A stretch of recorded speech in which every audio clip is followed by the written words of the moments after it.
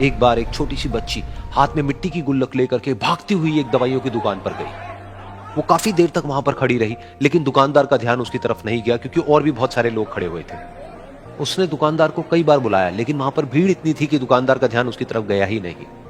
और फिर उस बच्ची को थोड़ा सा गुस्सा आया तो उसने अपनी मिट्टी की गुल्लक लेकर के वहीं काउंटर पर जोर से रख दी, जिसके बाद में जो दुकानदार था और जितने भी लोग खड़े थे वो सब उस बच्ची की तरफ देखने लग गए।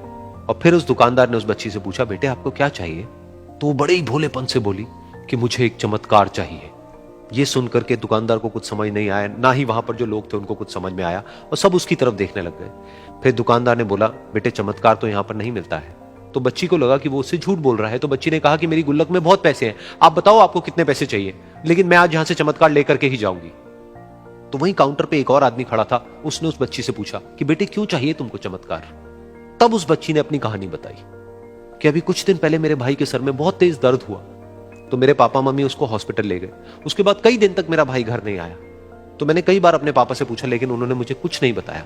उन्होंने बार बार यही कहा कि वो आ जाएगा, वो कल आ जाएगा, वो कल आ जाएगा, लेकिन वो आ ही नहीं रहा था। तो मैंने देखा कि मम्मी रो रही है। अब पापा मम्मी को कह रहे थे कि उसकी दवाइयों के लिए और उसके इलाज के लिए जितने पैसे चाहिए उतने मेरे पास में नहीं है, अब उसको कोई चमत्कार ही बचा सकता है।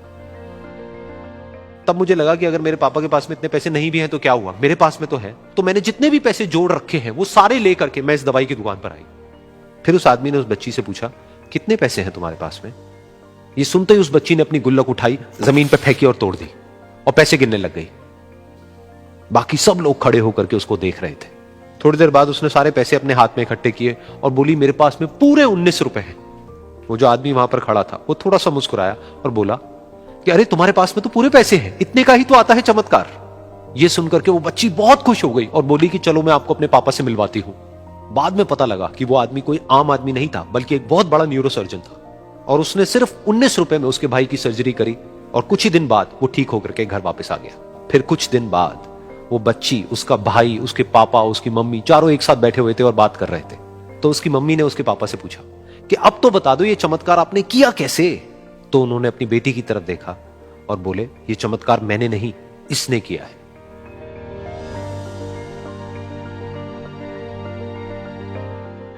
तो यहां पर एक बहुत बड़ी बात है जो हम उस छोटी सी बच्ची से सीख सकते हैं कि जिंदगी में कभी कभी ऐसा होता है कि हमको कोई रास्ता नजर नहीं आ रहा होता है और हम लोग हिम्मत हार जाते हैं। तब हमारे अंदर एक बच्चा होता है जो कोशिश करने से कभी भी पीछे नहीं हटता है। वो हार मानने को तैयार नहीं होता है क्योंकि उसको ना शब्द समझ नहीं आता है। वो बच्चा जिसके लिए कुछ भी नामुमकिन नहीं है, क्योंकि वो हर हाल में कोशिश करता ही रहता है।